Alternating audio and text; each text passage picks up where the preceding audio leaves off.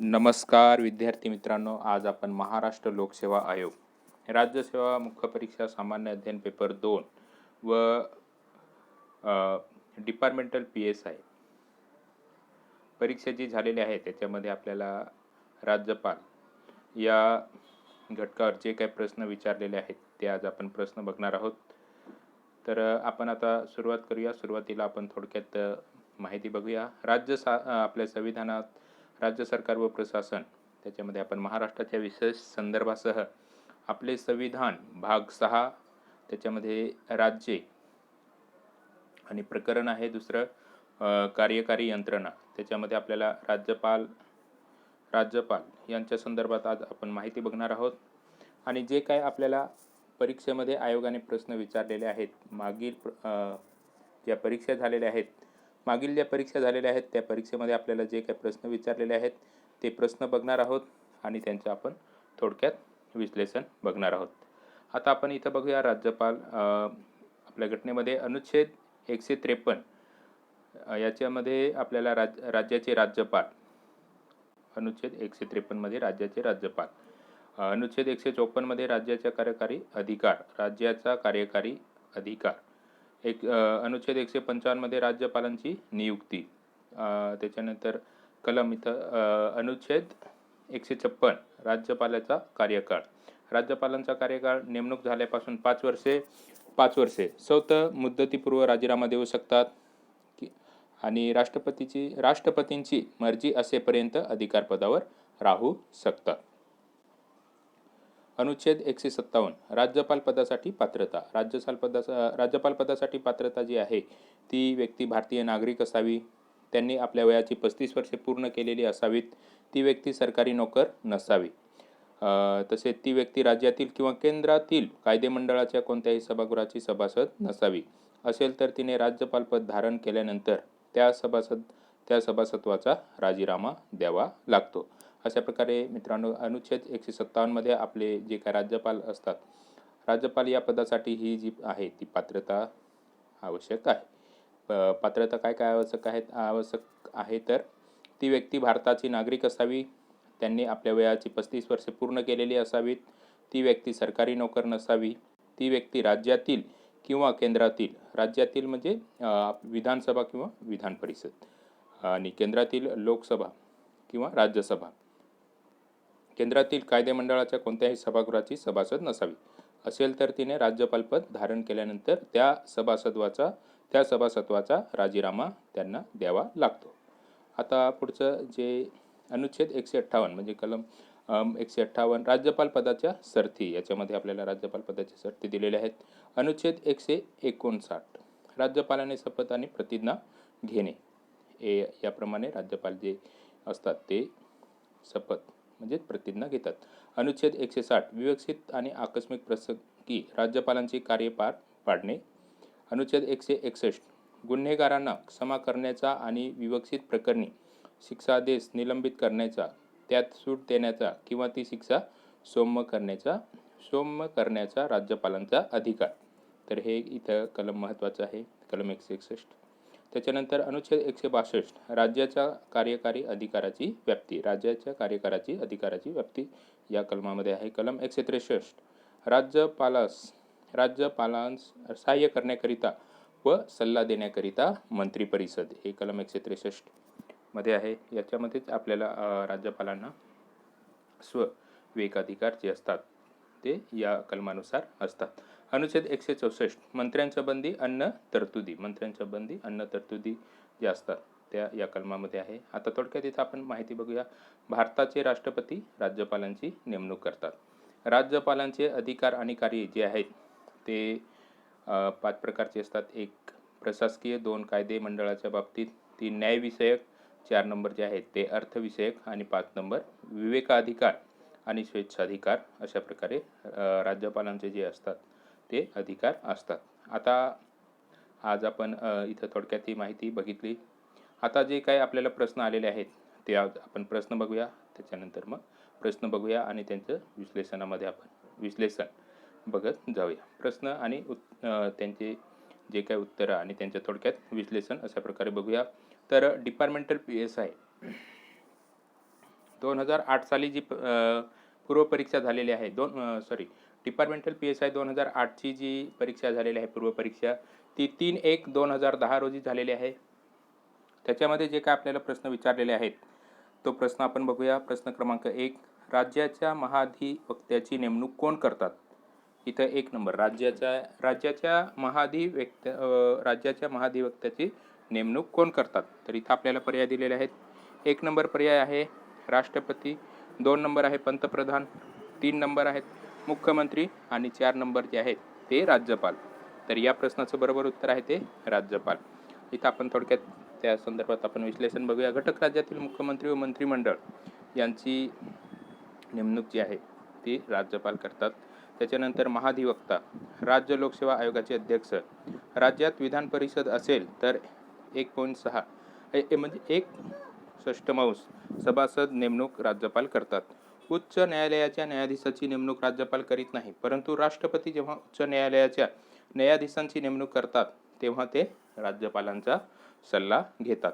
तर अशा प्रकारे हे जे काय आहेत ते राज्यपालांचे नेमणुकी संदर्भातले हे नेमणुकी आणि ते त्यांचे विशेष अधिकार आहेत. जे घटक राज्यातील मुख्यमंत्री व मंत्रिमंडळ, महाधिवक्ता, राज्य लोकसेवा आयोगाचे अध्यक्ष, विधान परिषदेमध्ये 1.6 म्हणजे 1/6 सभासद नेमणूक करतात. साहित्य, शास्त्र, कला, विज्ञान, समाजसेवा या संदर्भात जे तज्ज्ञ असतात त्यांची राज्यपाल विधान परिषदेवर नेमणूक करतात. आता आपण पुढचा प्रश्न बघूया. प्रश्न क्रमांक डिपार्टमेंटल PSI मेन 2008 म्हणजे 2010 साली झालेली आहे ही परीक्षा. त्याच्यामध्ये जो प्रश्न आला आहे तो बघूया. प्रश्न क्रमांक 2, मंत्रिमंडळ व राज्यपाल यातील दुवा म्हणून कोण काम पाहतो? 1 नंबर विधानसभेचे सभापती, 2 नंबर मुख्यमंत्री, 3 नंबर विधान परिषदेचे अध्यक्ष, 4 नंबर उपमंत्री. तर या प्रश्नाचं बरोबर उत्तर आहे ते मुख्यमंत्री. आता पुढचा प्रश्न आहे त्याच वर्षी आलेला आहे. राज्यपालांची नेमणूक कोण करतात? 1 नंबर मुख्यमंत्री, 2 नंबर पंतप्रधान, 3 नंबर लोकसभेचे सभापती, 4 नंबर राष्ट्रपती. तर या प्रश्नाचं उत्तर आहे ते राष्ट्रपती. आता डिपार्टमेंटल PSI पूर्वपरीक्षा 2009 साली जी झालेली आहे 23/1/2011ला. तर त्या परीक्षेमध्ये जो आपल्याला प्रश्न आला आहे तो बघूया. प्रश्न क्रमांक 4, राज्याच्या सर्व कायदेविषयक बाबींसाठी राज्यपालांचा टिंबटिंब हा कायदेशीर सल्लागार असतो. 1 नंबर लोकपाल, 2 नंबर महालेखापाल परीक्षक, 3 नंबर महाधिवक्ता, 4 नंबर उच्च न्यायालयाचे मुख्य न्यायाधीश. तर या प्रश्नाचं बरोबर उत्तर आहे ते 3 नंबर महाधिवक्ता. पुढचा प्रश्न आहे घटक राज्याच्या महाधिवक्त्याची नेमणूक टिंबटिंबकडून होते. 1 नंबर राष्ट्रपती, 2 नंबर राज्यपाल, 3 नंबर मुख्यमंत्री, 4 नंबर कायदामंत्री. तर या प्रश्नाचं बरोबर उत्तर आहे ते 2 नंबर पर्याय राज्यपाल. आता डिपार्टमेंटल PSI पूर्वपरीक्षा 2010 ची जी परीक्षा आहे ती 7/8/2011ला झालेली आहे. त्या परीक्षेमध्ये आपल्याला जो प्रश्न विचारला आहे तो बघूया. प्रश्न क्रमांक 6, राज्याचा घटनात्मक प्रमुख कोण असतो? 1 नंबर उपराष्ट्रपती, 2 नंबर पंतप्रधान, 3 नंबर उपपंतप्रधान, 4 नंबर राज्यपाल. तर या प्रश्नाचं बरोबर उत्तर आहे ते 4 नंबर पर्याय राज्यपाल. प्रश्न क्रमांक 7, भारतीय राज्यघटनेतील कोणत्या कलमानुसार घटक राज्यातील राज्यपालास स्वेच्छाधिकार दिलेले आहेत? 1 नंबर 153, 2 नंबर 163, 3 नंबर 158, 4 नंबर 164. तर या प्रश्नाचं बरोबर उत्तर आहे ते 163. आता पुढचा प्रश्न आहे प्रश्न क्रमांक 8, टिंबटिंब हा मंत्रिपरिषद आणि राज्यपाल यांच्यामधील महत्त्वाचा दुवा असतो. 1 नंबर विधानसभा अध्यक्ष, 2 नंबर पंतप्रधान, 3 नंबर विरोधी पक्षनेते, 4 नंबर मंत्रिपरिषद. तर या प्रश्नाचं बरोबर उत्तर आहे ते 4 नंबर मुख्यमंत्री. डिपार्टमेंटल PSI 2013 साली जी परीक्षा झालेली आहे त्या परीक्षेमध्ये जे प्रश्न आले ते आपण आता बघूया. प्रश्न क्रमांक 9, खालीलपैकी कोणत्या पदाची निवड राज्यपालांद्वारे होत नाही? इथं आपण जे काय आहे ते विश्लेषण या अगोदर आपण वरती बघितलं. 1 राज्याचे मुख्यमंत्री, 2 नंबर उच्च न्यायालयाचे मुख्य न्यायाधीश, 3 नंबर राज्य लोकसेवा आयोगाचे अध्यक्ष, 4 नंबर मंत्री परिषदेचे सदस्य. तर या प्रश्नाचं बरोबर उत्तर आहे ते 2 नंबर पर्याय उच्च न्यायालयाचे मुख्य न्यायाधीश. उच्च न्यायालयाचे मुख्य न्यायाधीश जे असतात त्यांची नेमणूक कोण करतात तर राष्ट्रपती, परंतु राष्ट्रपती जे आहेत राष्ट्रपतींना राज्यपाल हे सल्ला देत असतात. आता पुढचा प्रश्न बघूया. प्रश्न क्रमांक 10, खालील विधाने पहा. राज्यपाल राज्य विधिमंडळाचा भाग आहे, तो राज्य विधिमंडळाला संबोधित करू शकतो. आणि संदेश पाठवू शकतो. ब. विधान परिषद कोणतेही विधेयक 6 महिन्यापेक्षा जास्त काळ रोखून ठेवू शकत नाही. वरीलपैकी कोणती विधाने बरोबर आहेत? तर या प्रश्नाचं बरोबर उत्तर आहे ते 1 नंबर. फक्त अ जे आहे ते बरोबर आहे. कारण इथं आपल्याला पर्याय दिलेले आहेत. 1 नंबर फक्त अ, फक्त ब, 3 नंबर अ आणि ब, 4 नंबर यापैकी नाही. तर या प्रश्नाचं बरोबर उत्तर काय आहे? तर 1 नंबर पर्याय. राज्यपाल राज्य विधानमंडळाचा भाग आहे. तो राज्य विधानमंडळाला संबोधित करू शकतो आणि संदेश पाठवू शकतो. हे इथं फक्त अ हे जे आहे ते बरोबर आहे विधान. आता प्रश्न क्रमांक 11 बघूया. खालीलपैकी कोणती विधाने बरोबर आहेत? अ. राज्यपाल विधेयक रोखून ठेवू शकतात. ब. राज्यपाल विधेयक राज्य विधिमंडळाकडे परत पाठवू शकतात. क. राज्यपाल राष्ट्रपतीच्या विचारार्थ विधेयक राखून ठेवू शकतात. इथं आपल्याला पर्याय दिलेले आहेत. 1 नंबर फक्त अ, 2 नंबर अ आणि ब, 3 नंबर अ, ब आणि क, 4 नंबर अ, ब आणि क. तर या प्रश्नाचं बरोबर उत्तर आहे ते 4 नंबर पर्याय अ, ब आणि क. पुढचा प्रश्न बघूया. प्रश्न क्रमांक 12. विधान अ. धन विधेयक प्रथम विधानसभेत मांडले जाते कारण ब. राज्यपालांच्या पूर्वसंमतीने धन विधेयक मांडले जाते. 1 नंबर अ आणि ब बरोबर आहेत, पण ब हे अचे स्पष्टीकरण आहे. हे चुकीचं आहे. 2. अ आणि ब बरोबर आहे, पण ब हे अचे स्पष्टीकरण नाही. कारण इथं प्रश्न आपल्याला कसा विचारला आहे? विधान अ आणि विधान ब. विधान अ दिलेलं आहे, त्याचं कारण ब दिलेलं आहे, परंतु ते विधान अ बरोबर आहे, पण ब जे आहे ते अचं स्पष्टीकरण नाही. 3 नंबर अ बरोबर आहे, पण ब चूक आहे. अ चूक आहे, पण ब बरोबर आहे. तर या प्रश्नाचं बरोबर उत्तर आहे ते 2 नंबर पर्याय. आता प्रश्न क्रमांक 13 बघूया आपण. खालीलपैकी कोणती विधाने बरोबर आहेत? अ. राज्याच्या राज्यपालांची नियुक्ती भारतीय राष्ट्रपती करतात.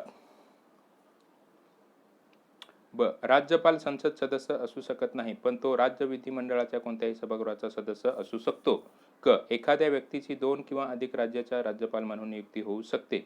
ड. राज्यपालांना मिळणारे मानधन किंवा भत्ते त्यांच्या कार्यकाळात कमी करता येत नाहीत. तर इथं आपल्याला पर्याय दिलेले आहेत. पर्यायी उत्तरे 1 नंबर अ, क आणि ड, 2 नंबर अ, ब, क, 3 नंबर ब, क, ड, 4 नंबर वरील सर्व पर्याय. तर या प्रश्नाचं जे बरोबर उत्तर आहे ते अ, क आणि ड. ब का चूक आहे? तर ब काय इथं आपल्याला दिलेलं आहे, राज्यपाल संसद सदस्य असू शकत नाही, बरोबर, पण तो राज्य विधिमंडळाचा कोणत्याही सभागृहाचा सदस्य असू शकतो. तर इथं हे चुकीचं आहे. आता आपण पुढचा प्रश्न बघूया. प्रश्न क्रमांक 14. खालीलपैकी कोणते मुख्यमंत्र्यांचे कार्य नाही? 1 नंबर मंत्रिपरिषदेची निर्मिती करणे, मंत्रिपरिषदेच्या बैठकीचे अध्यक्षस्थान स्वीकारणे. 3 नंबर राष्ट्रपती आणि मंत्रिपरिषदेत दुवा साधणे. 4 नंबर धोरणात समन्वय साधणे. तर या प्रश्नाचं बरोबर उत्तर आहे ते 3 नंबर. कारण राष्ट्रपती आणि मंत्रिपरिषदेत दुवा साधणे हे कोणाचं कार्य आहे? तर राज्यपालांचं कार्य आहे. म्हणून हा इथं आपण प्रश्न घेतलेला आहे. आता पुढचा प्रश्न बघूया. पुढचा जो प्रश्न आहे प्रश्न क्रमांक 15. परंतु ही परीक्षा डिपार्टमेंटल PSI 2016 साली झालेली आहे. त्या परीक्षेमध्ये जे आपल्याला प्रश्न आलेले आहेत, डिस्क्रिप्टिव्ह प्रश्न आलेले आहेत, ते आपण आता इथं बघूया. खालील विधाने पहा. अ. महाराष्ट्र लोकसेवा आयोगाचे अध्यक्ष व सदस्यांची नियुक्ती माननीय राज्यपालांकडून केली जाते. ब. महाराष्ट्र लोकसेवा आयोगाचे अध्यक्ष व सदस्यांचे निवृत्ती वय 62 वर्षे किंवा सेवेची 6 वर्षे पूर्ण होईपर्यंत यापैकी जे आधी होईल ते असे ठरवले आहे. वरीलपैकी कोणती विधाने बरोबर आहेत? 1 नंबर फक्त अ, 2 नंबर फक्त ब, 3 नंबर अ आणि ब, 4 नंबर यापैकी नाही. तर या प्रश्नाचं बरोबर उत्तर आहे ते अ आणि ब दोन्हीही बरोबर आहे. प्रश्न काय विचारला आहे आपल्याला इथं? खालील विधाने पहा. महाराष्ट्र लोकसेवा आयोगाचे अध्यक्ष व सदस्यांची नियुक्ती माननीय राज्यपालांकडून केली जाते. हे विधान बरोबर आहे. ब. महाराष्ट्र लोकसेवा आयोगाचे अध्यक्ष व सदस्यांचे निवृत्तीचे वय हे किती आहे? तर 62 वर्षे किंवा सेवेची 6 वर्ष पूर्ण होईपर्यंत यापैकी जे आधी होईल ते असे ठरवले आहे. तर अशा प्रकारे ही विधान आहेत आणि त्यांचे पर्याय आहेत. तर अ आणि ब हे तर बरोबर आहे. आता मित्रांनो इथं आपण बघूया राज्यसेवा सन 2016 साली जी राज्यसेवा मुख्य परीक्षा झालेली आहे त्या परीक्षेमध्ये आपल्याला जे प्रश्न विचारलेले आहेत त्या प्रश्नासंदर्भात आपण थोडक्यात चर्चा करूया आणि प्रश्न बघूया. हे प्रश्न जे आहेत ते थोडे डिस्क्रिप्टिव्ह आहेत. आता प्रश्न क्रमांक 1. राज्यपाल राज्याचे विधेयक राष्ट्रपतीच्या विचारार्थ राखून ठेवतात. त्या बाबतीत खालीलपैकी कोणते विधान चुकीचे आहे? राष्ट्रपती त्या विधेयकाला मान्यता द्यावी की परत पाठवावे हा निर्णय घेण्यासाठी ते सर्वोच्च न्यायालयाकडे पाठवू शकतात. राष्ट्रपतीवर अनुमती दिली आहे किंवा अनुमती राखून ठेवल्याचे घोषित करण्यासाठी संविधानाने कोणत्याही वेळेचे बंधन घातलेले नाही. जर राज्य विधिमंडळाने तेच विधेयक दुसऱ्यांदा पारित केले तर त्यास राष्ट्रपतींनी मान्यता देणे त्यांच्यावर बंधनकारक असते. इथं आपल्याला पर्याय दिलेले आहेत. 1 नंबर अ, 2 नंबर ब, 3 नंबर क, 4 नंबर वरीलपैकी एकही नाही. तर या प्रश्नाचं बरोबर उत्तर आहे ते क. जर राज्य विधिमंडळाने तेच विधेयक दुसऱ्यांदा पारित केले तर त्यास राष्ट्रपतींनी मान्यता देणे त्यांच्यावर बंधनकारक असते. इथं आपल्याला प्रश्न काय विचारला आहे तर राज्यपाल राज्याचे विधेयक राष्ट्रपतींच्या विचारार्थ राखून ठेवतात. त्या बाबतीत खालीलपैकी कोणते विधान चुकीचे आहे? इथं प्रश्न काय विचारला आहे तर खालीलपैकी कोणते विधान चुकीचे आहे? तर इथं पर्याय क जे आहे ते चुकीचे आहे. जर राज्य विधिमंडळाने तेच विधेयक दुसऱ्यांदा पारित केले तर त्यास राष्ट्रपतींनी मान्यता देणे त्यांच्यावर बंधनकारक असते. हे जे आहे ते चुकीचे आहे. इथं आपण त्याचं थोडक्यात विश्लेषण बघूया. राज्यपालांनी जर विधेयक राष्ट्रपतींच्या विचारार्थ राखून ठेवले तर राष्ट्रपती त्यास संमती देऊ शकतात किंवा संमती राखून ठेवू शकतात. राज्य विधिमंडळाला 6 महिन्याच्या काळात विधेयकावर पुनर्विचार करावा लागतो. विधानमंडळाने विधेयक पुन्हा सुधारणेसह किंवा त्यात दुरुस्ती न करता पारित केल्यानंतर पुन्हा ते राष्ट्रपतींना सादर केले जाते. संमती देणे राष्ट्रपतींना बंधनकारक आहे किंवा नाही या बाबतीत घटनेत कोणत्याही प्रकारची तरतूद केलेली नाही. म्हणून राष्ट्रपतींवर संमती देणे बंधनकारक नाही. अशा प्रकारे या प्रश्नाचं विश्लेषण आहे. आता प्रश्न क्रमांक 2 आपण बघूया. प्रश्न क्रमांक 2 राज्यपालांचे योग्य घटनात्मक स्थान असे आहे. 1. राज्यपाल पंतप्रधानाच्या सल्ल्यानुसार कार्य करतात. 2. राज्यपाल भारताच्या राष्ट्रपतींच्या सल्ल्यानुसार कार्य करतात.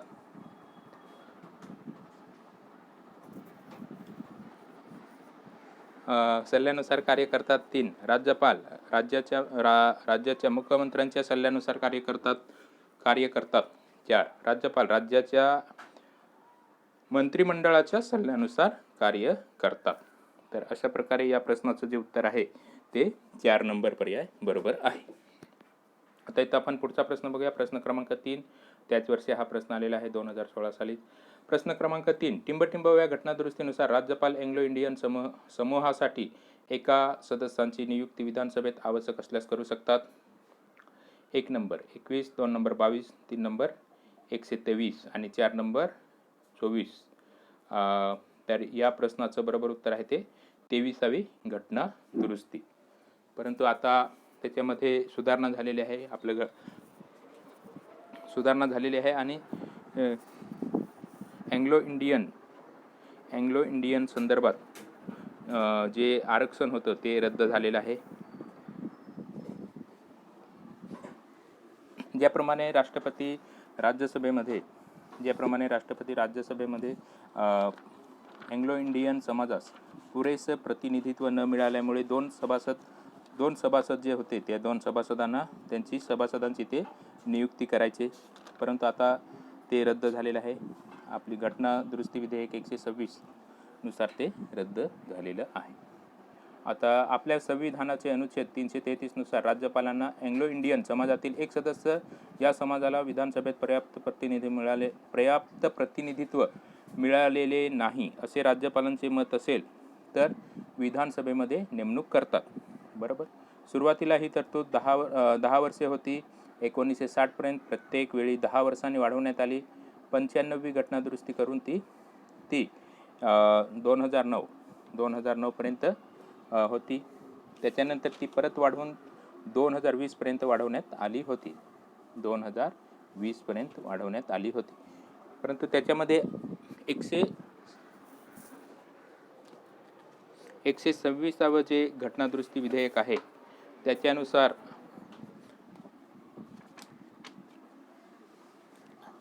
126वे जे घटनादुरुस्ती विधेयक आहे ते SC ST आरक्षित जागांना 10 वर्षे मुदतवाढसाठी हे आरक्षण जे आहे ते घटनादुरुस्ती विधेयक लोकसभेत मंजूर झालेलं आहे. त्याच्यामध्ये त्यानुसार 126 6वी जी घटना दुरुस्ती आहे त्याच्यानुसार जे आहे ते एंग्लो इंडियन समाजास आरक्षण जे आहे ते 25 जानेवारी 2020 रोजी समाप्त झालेलं आहे. एंग्लो इंडियन समुदायाचे आरक्षण हे 25 जानेवारी 2020 रोजी समाप्त झालेलं आहे. अशा प्रकारे हा प्रश्न आहे. आता सन 2015 साली राज्यसेवा मुख्य परीक्षेमध्ये जे काही प्रश्न आलेले आहेत राज्यपालांसंदर्भात त्याच्या संदर्भात आपण इथं माहिती बघूया. प्रश्न क्रमांक 4. एक हॉटेल चालवणे आणि पाहुण्यांचे आदरातिथ्य करणे राज्यपालांच्या कार्याचे अशा प्रकारे वर्णन कोणी केले होते?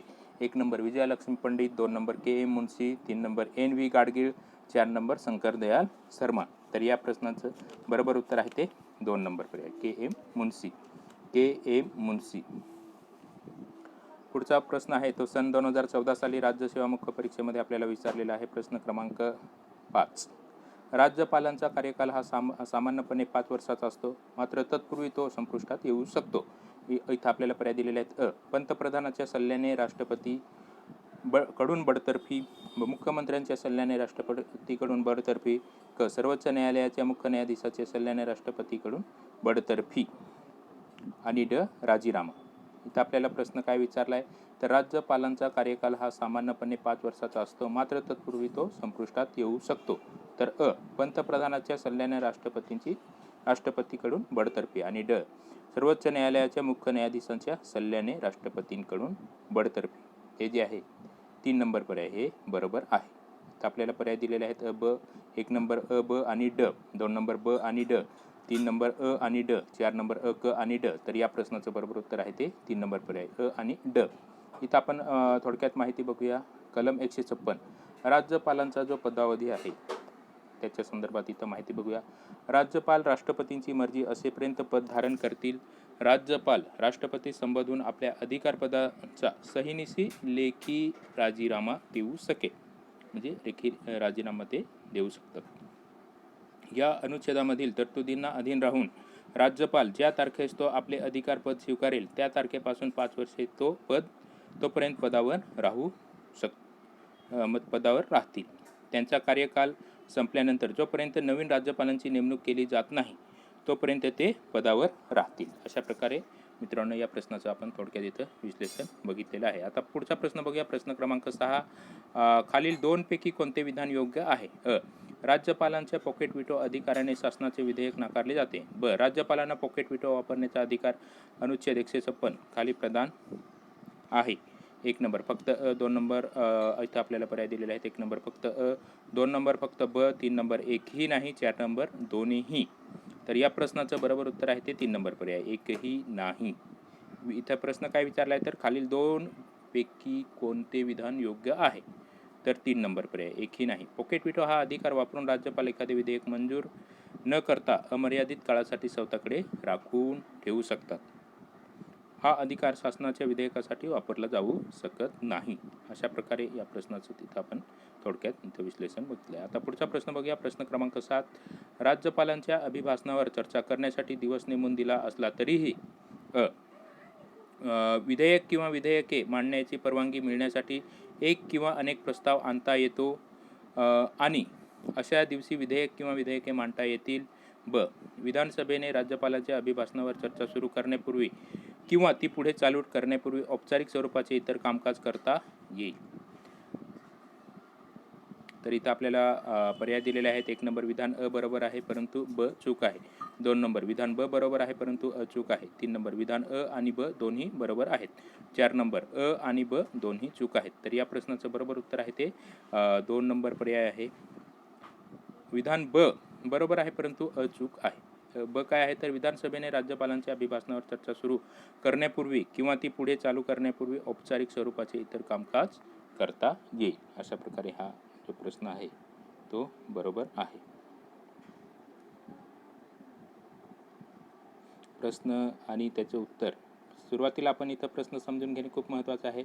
तर प्रश्न काय आहे? राज्यपालांच्या अभिभाषणावर चर्चा करण्यासाठी दिवस नेमून दिला असला तरीही या प्रश्नाचं बरोबर उत्तर आहे ते विधानसभेने राज्यपालांच्या अभिभाषणावर चर्चा सुरू करण्यापूर्वी किंवा ती पुढे चालू करण्यापूर्वी औपचारिक स्वरूपाचे इतर कामकाज करता येईल. आता राज्यसेवा मुख्य परीक्षा 2013 साली जी काय परीक्षा झालेली आहे त्याच्यामध्ये आपल्याला जे प्रश्न विचारलेले आहेत त्या प्रश्नासंदर्भात आपण बघूया. प्रश्न क्रमांक 8, राज्यपालांच्या नेमणुकीसंबंधी खालीलपैकी कोणते विधान चुकीचे आहे? नाथ पे यांनी सुचवले होते की नेमणुकी संसदेच्या मान्यतेची अट असावी. ब. शेटलवाड अभ्यास गट असा मताचा होता की या बाबतीत मुख्यमंत्र्यांची सल्लामसलत करावी. क. अटल बिहारी वाजपेयी यांनी सुचवले होते की मुख्यमंत्र्यांपुढे नावांची यादी ठेवून त्यातील नावांची निवड करण्यास सांगावे. इथं प्रश्न आपल्याला दिलेला आहे. नेमणुकी संदर्भात म्हणजे राज्यपालांची जी काही नेमणूक आहे त्या बाबतीचा हा प्रश्न आहे. तर इथं आपल्याला पर्याय काय दिलेले आहेत? फक्त अ, 2 नंबर फक्त ब, 3 नंबर फक्त क, वरीलपैकी एकही नाही. तर या प्रश्नाचं जे उत्तर आहे ते 4 नंबर पर्याय, वरीलपैकी एकही नाही. सन 1983 मध्ये केंद्र राज्याच्या संबंधाचा अभ्यास करून त्यातील त्रुटी दूर करण्यासाठी RS सरकारिया यांच्या अध्यक्षतेखाली एक 3 सदस्यीय आयोग नेमला होता. बरोबर. या आयोगाने दिलेल्या अहवालात राज्यपालांच्या नेमणुकीसंबंधी काही शिफारसी होत्या. राज्यांच्या मुख्यमंत्र्यांशी सल्लामसलत करून राज्यपालांची नियुक्ती करण्यात यावी ही शिफारस त्याच्यामध्ये होती. अशा प्रकारे या प्रश्नाचं जे आहे ते उत्तर आहे. इथं आपल्याला इथं जे दिलेलं आहे क दिलेलं आहे त्याच्यामध्ये अटल बिहारी वाजपेयी यांनी सुचवले होते की मुख्यमंत्र्यांपुढे नावाची यादी ठेवून त्यातील एकाची निवड करावी, परंतु त्यांनी अटल बिहारी वाजपेयी यांनी ते सुचवलेलं नव्हतं. तर ते जे आहे ते सरकारिया समितीने, सरकारिया आयोग यांनी राज्यांच्या मुख्यमंत्र्यांशी सल्लामसलत करून राज्यपालांची नियुक्ती करण्यात यावी ही शिफारस केलेली होती. तर अशा प्रकारे हा प्रश्न आहे आणि त्याचं हे थोडक्यात विश्लेषण आहे. प्रश्न क्रमांक 9, राज्याच्या राज्यपालांची नेमणूक करण्याकरिता सरकारी या आयोगाने कोणते निकष सुचवले आहेत? काही क्षेत्रात तो तज्ज्ञ असला पाहिजे. ब. ती व्यक्ती राज्याबाहेरील असावी. क. ती व्यक्ती राजकारणाशी विशेष अलीकडच्या काळात संबंधित नसावी. ड. ती व्यक्ती स्थानिक राजकारणाशी जवळून संबंधित असावी. 1 नंबर अ आणि ब. 2 नंबर इथं पर्याय जे आहेत ते बघूया आपण. अ आणि ब 1 नंबर, 2 नंबर अ आणि क, 3 नंबर अ ब आणि क, 4 नंबर अ ब क ड, अ ब क ड. तर या प्रश्नाचं बरोबर उत्तर आहे ते अ ब आणि क, अ ब आणि क. ड जे आहे ते चुकीचं आहे. कारण राज्यपाल जो असतो, राज्यपाल जे असतात ते त्या राज्यातले नसतात, ते राज्यपाल हे दुसऱ्या राज्यातले असतात,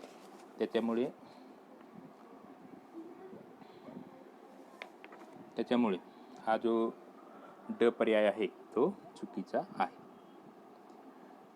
सरकारी या आयोगात या राज्यपालांसंदर्भात जे काय तरतुदी आहेत त्या महत्त्वाच्या आहेत. आता पुढचा प्रश्न बघूया. प्रश्न क्रमांक 10, राज्यपाल हा सोन्याच्या पिंजऱ्यातील पक्षी आहे असे विधान कोणी केले आहे? 1 number Vijayalakshmi Pandit, 2 number Sarojini Naidu, 3 number C Rajagopalachari, 4 number A.K. Iyer. तर या प्रश्नाचं बरोबर उत्तर आहे ते सरोजिनी नायडू यांनी केलेले आहे. प्रश्न क्रमांक 11, प्रत्येक स्थितीत राज्यपालास विवेकबुद्धीचा प्रयोग करण्याची मुभा दिली तर भारतीय संघराज्य रत्ना ही विखुरली जाईल. 1 number Shri Yashwantrao Chavan, 2 number Shri Pranab Mukherjee, 3 number RS Sarkaria, 4 number doctor B.R. Ambedkar. तर या प्रश्नाचं बरोबर उत्तर आहे ते 1 नंबर पर्याय यशवंतराव चव्हाण. यशवंतराव चव्हाण कोण होते? तर आपल्या महाराष्ट्राचे पहिले मुख्यमंत्री होते. बरोबर. आणि भारत देशाचे उपपंतप्रधान सुद्धा होते. संरक्षण मंत्री हे पद त्यांनी भूषवलेलं आहे. आपल्या भारत देशाचं संरक्षण मंत्री हे पद त्यांनी भूषवलेलं आहे. ज्यावेळेस सह्याद्री हिमालयाच्या मदतीला सह्याद्री धावला असं त्यांच्या संदर्भात महत्त्वाचं एक म्हणजे विशेषण वापरलेलं आहे. तर या प्रश्नाचं बरोबर उत्तर आहे श्री यशवंतराव चव्हाण. आता पुढचं जे आहे, पुढचा जो प्रश्न आहे तो सन 2012ची राज्यसेवा मुख्य परीक्षा झालेली आहे त्याच्यामध्ये आपल्याला हा प्रश्न विचारलेला आहे. प्रश्न क्रमांक 12, राज्यसेवा मुख्य परीक्षा प्रश्न क्रमांक 12, राज्यपाल वटहुकूम कोणत्या परिस्थितीत पारित करू शकतात? जेव्हा एखाद्या कायद्याची परिस्थिती व निकड निर्माण झाली असेल परंतु ती पूर्ण करण्यासाठी राज्य विधिमंडळाचे अधिवेशन सुरू नसते. ब. राज्य विधानमंडळाचे अधिवेशन सुरू असले तरी एखाद्या कायद्याची परिस्थिती व निकड निर्माण झाली असेल तर ती पूर्ण करण्याकरिता क. जेव्हा त्यांना आवश्यक वाटते. ड. जेव्हा भारताचे राष्ट्रपती तसे करण्याचा निर्देश देतात. वरीलपैकी कोणते विधान बरोबर आहे? 1 नंबर फक्त, 2 नंबर आणि ब, 3 नंबर ब फक्त, 4 नंबर क आणि ड. तर या प्रश्नाचं बरोबर उत्तर आहे ते 1 नंबर फक्त. कारण काय आहे, तर जेव्हा एखाद्या कायद्याची परिस्थिती निकड निर्माण झाली असेल, परंतु ती पूर्ण करण्यासाठी राज्य विधिमंडळाचे अधिवेशन त्यावेळेस सुरू नसतं. त्यावेळेस जे आहे त्यावेळेस राज्यपाल जे आहेत ते अधिवेशन म्हणजेच अध्यादेश काढू शकतात. जेव्हा एखाद्या कायद्याची परिस्थिती निकड निर्माण झाली असेल, परंतु ती पूर्ण करण्यासाठी राज्य विधिमंडळाचे अधिवेशन सुरू नसते. हे बरोबर उत्तर आहे.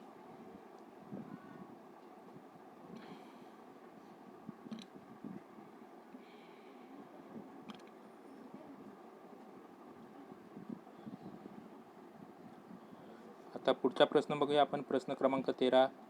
राज्यपालांकडे एखाद्या विषयाबाबत अध्यादेश काढण्याचा प्रस्ताव सादर करण्यासाठी खालीलपैकी कोणाच्या शिफारसीची ठरावाची गरज असते? 1 नंबर राज्य मंत्रिमंडळ, ब विधान परिषद, 3 विधानसभा अध्यक्ष, 4 नंबर मुख्यमंत्री. तर या प्रश्नाचं बरोबर उत्तर आहे ते राज्य मंत्रिमंडळ. राज्य मंत्रिमंडळाची आवश्यकता असते.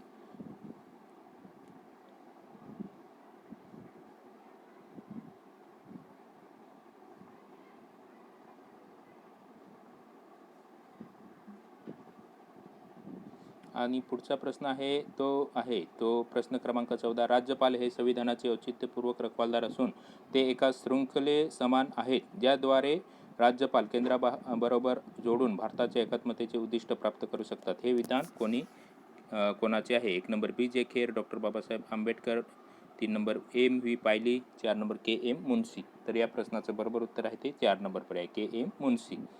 प्रश्न क्रमांक 15 बघूया आपण. राज्य विधानमंडळाने मान्य केलेले सर्वसाधारण विधेयक जेव्हा राज्यपालांकडे पाठवले जाते, तेव्हा त्यांच्या पुढील खालील पर्याय असतात. ते विधेयक अनुमती देऊ शकतात, ब ते विधेयकाला अनुमती नाकारू शकतात, ग राष्ट्रपतीच्या अनुमतीकरिता विधेयक आरक्षित ठेवू शकतात, ड उच्च न्यायालयाच्या मुख्य न्यायाधीशांकडे त्यांच्या सल्ल्याकरिता विधेयक पाठवू शकतात. खालीलपैकी योग्य पर्याय निवडा. 1 नंबर ब आणि क, 2 नंबर ब क आणि ड, 3 नंबर क आणि ड, 4 नंबर ब क आणि ड. तर या प्रश्नाचं बरोबर उत्तर आहे ते ब क आणि ड. चारही जे आहेत ते विधाने बरोबर आहेत.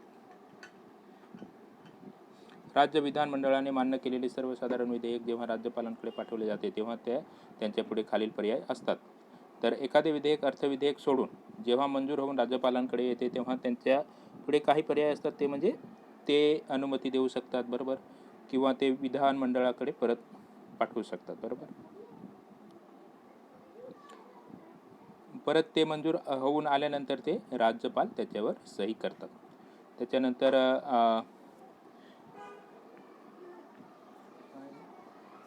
राष्ट्रपतींची अनुमतीकरिता विधेयक आरक्षित ठेवू शकतात आणि उच्च न्यायालयाच्या मुख्य न्यायाधीशांकडे त्यांच्या सल्ल्याकरिता विधेयक पाठवू शकतात. तर अशा प्रकारे या प्रश्नाचं उत्तर आहे.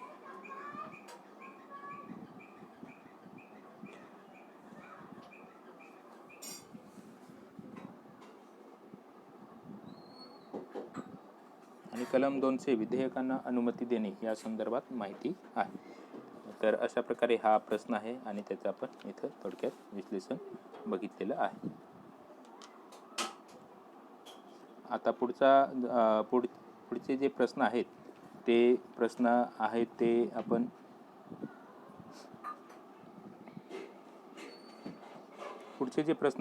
राज्यसेवा पूर्वपरीक्षांमध्ये जे काही प्रश्न आलेले आहेत ते आपण बघूया. राज्यसेवा पूर्वपरीक्षा 2016 साली जे काही प्रश्न आलेला आहे तो प्रश्न बघूया. प्रश्न क्रमांक 16. खालील विधाने विचारात घ्या. राज्यघटनेच्या मसुद्यात राज्यपालांची निवडणूक ही प्रौढ मताधिकाराने हवी अशी तरतूद होती. ब राज्यपालांच्या नियुक्ती बाबतीत भारताने अमेरिकेची पद्धत नाकारून कॅनेडियन पद्धत स्वीकारली. क 42व्या घटनादुरुस्तीनुसार मंत्रिमंडळाचा सल्ला राष्ट्रपतींवर बंधनकारक करण्यात आला आहे, परंतु अशी तरतूद राज्यपालांसंबंधी करण्यात आलेली नाही. वरीलपैकी कोणती विधाने बरोबर आहेत? तर 1 नंबर आणि ब, 2 नंबर ब आणि क, 3 नंबर आणि क, तर 4 नंबर ब आणि क. तर या प्रश्नाचं बरोबर उत्तर आहे ते ब आणि क. पुढचा प्रश्न आहे प्रश्न क्रमांक 17. भारतीय राज्य शिष्टाचारानुसार पदनाम श्रेणीमध्ये ऑर्डर ऑफ प्रेसिडेन्स राज्यात खालीलपैकी कोणाचे स्थान वरचे आहे?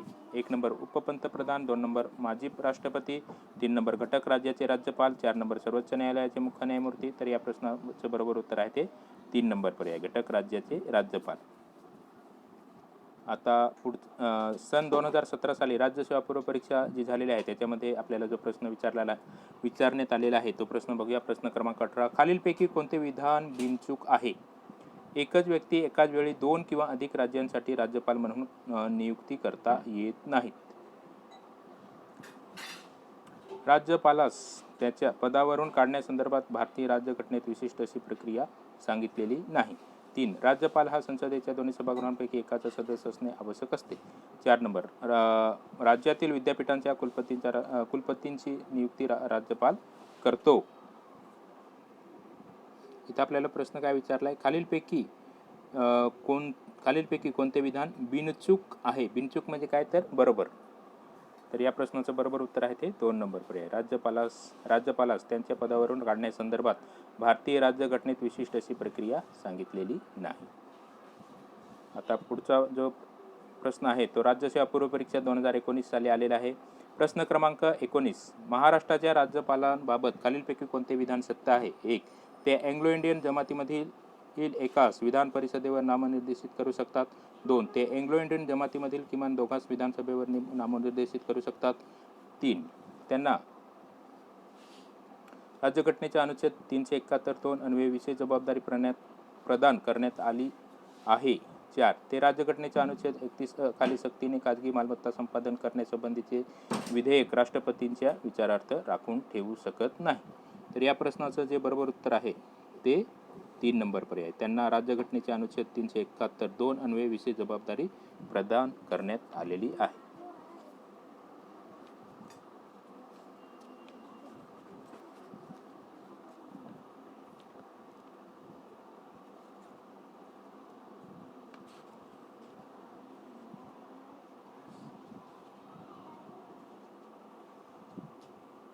महाराष्ट्र व गुजरात या राज्यांबाबत विशेष तरतूद म्हणून आहे कलम 371 हे. त्याच्यामध्ये जे 2 आहे संबंध राज्याच्या राष्ट्रपतींना पुढील गोष्टींकरिता राज्यपालांवर विशेष जबाबदारी सोपवण्याची तरतूद आहे. ते कलम 371(2) मध्ये आहे. संबंध राज्याच्या गरजा साकल्याने लक्षात घेऊन उक्त क्षेत्रातील विकास खर्चावर निधींचे समन्याय वाटप करणे.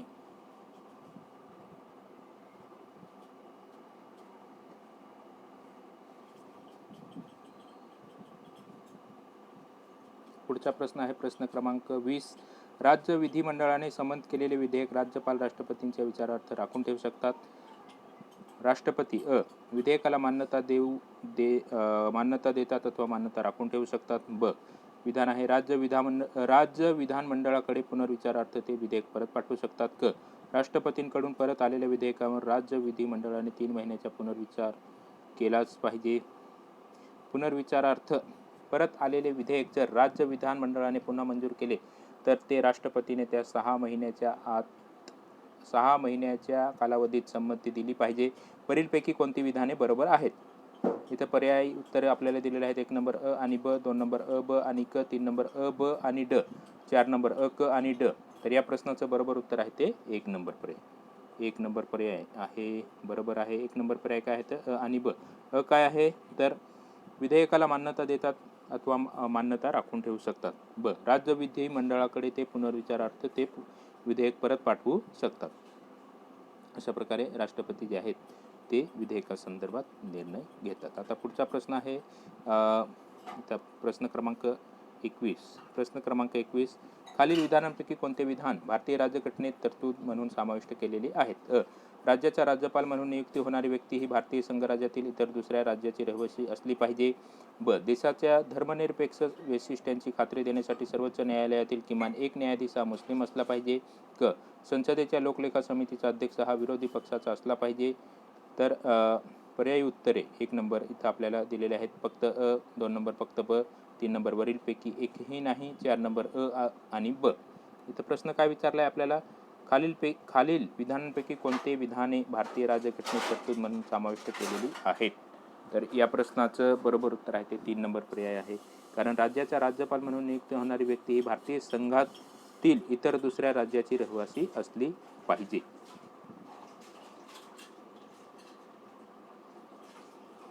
आणि देशाच्या धर्मनिरपेक्ष वैशिष्ट्यांची खात्री देण्यासाठी सर्वोच्च न्यायालयातील किमान एक न्यायाधीश हा मुस्लिम असला पाहिजे.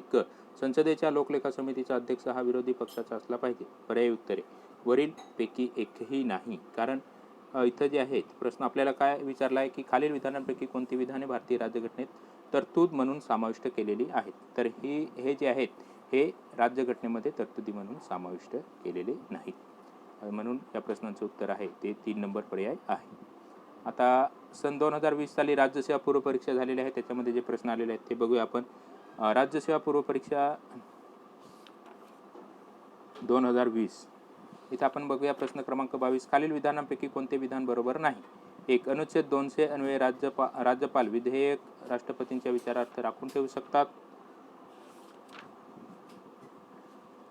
2. राष्ट्रपती विधेयक पुनर्विचारासाठी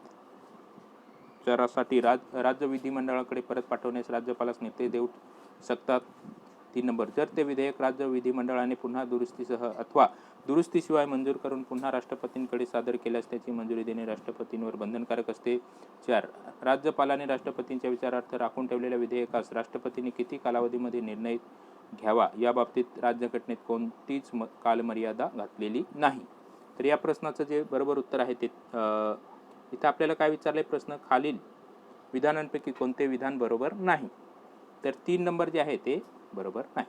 जर ते विधेयक राज्य विधिमंडळाने पुन्हा दुरुस्तीसह अथवा दुरुस्तीशिवाय मंजूर करून पुन्हा राष्ट्रपतींकडे सादर केल्यास त्यास मंजुरी देणे राष्ट्रपतींवर बंधनकारक असते. परंतु तसं नसतं, ते बंधनकारक नसते. बरोबर, बंधनकारक नसते. राज्यपाल जे आहेत